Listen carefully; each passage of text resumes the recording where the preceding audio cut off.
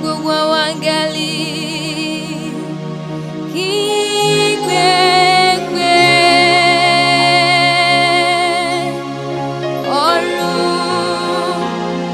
àti gbogbo agbára tí ń bẹ nínú wọn.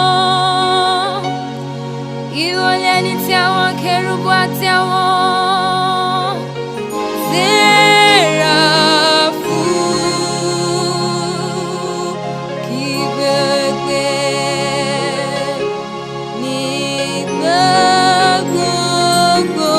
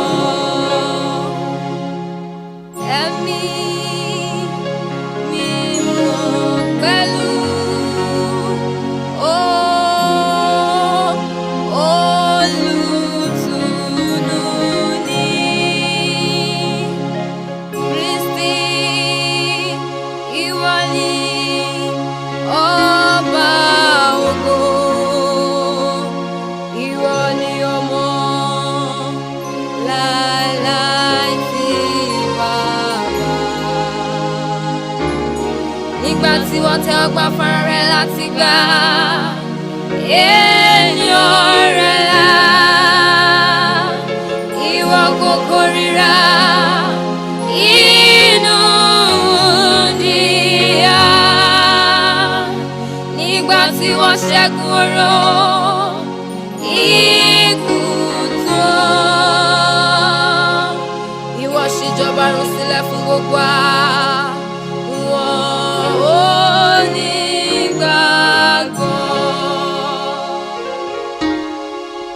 jókòó ní ọwọ́ tún Ọlọ́run nínú ògo tí Baba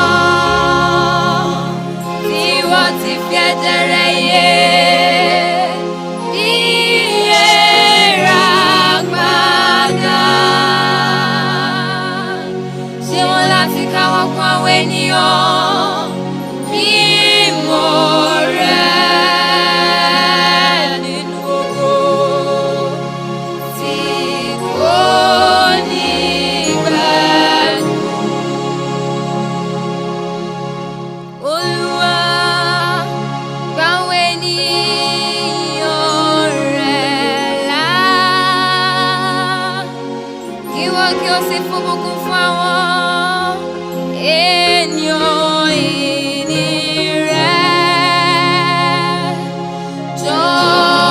Jọba wọn, kí wọ́n kí o sì máa gbé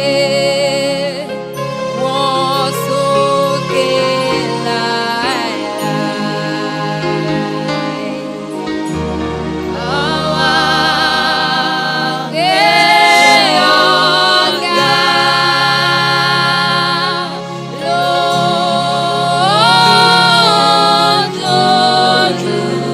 lójoojúmọ́. Àwa sì fi orí balẹ̀ ní orúkọ rẹ̀ títí ayé tí kò ní pẹ̀kun. Fiyèsí ní Olúwa láti gbà wá mọ́ lọ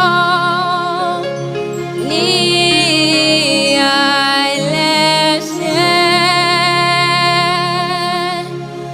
Olúwa ṣàánú fún wa, ṣàánú fún wa. Olúwa, jẹ́ kí àánú rẹ̀ kí ó máa